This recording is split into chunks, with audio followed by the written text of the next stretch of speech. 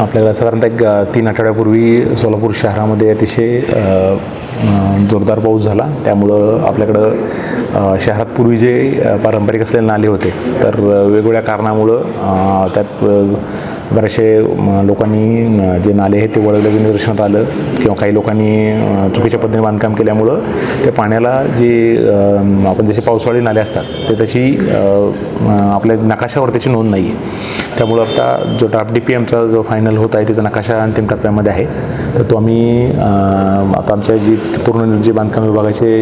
junior engineer आहेत आणि त्याचबरोबर आमचे आपत्ती व्यवस्थापन विभाग जो आहे तो त्यांच्यामार्फत नाल्यांचं आखणी करून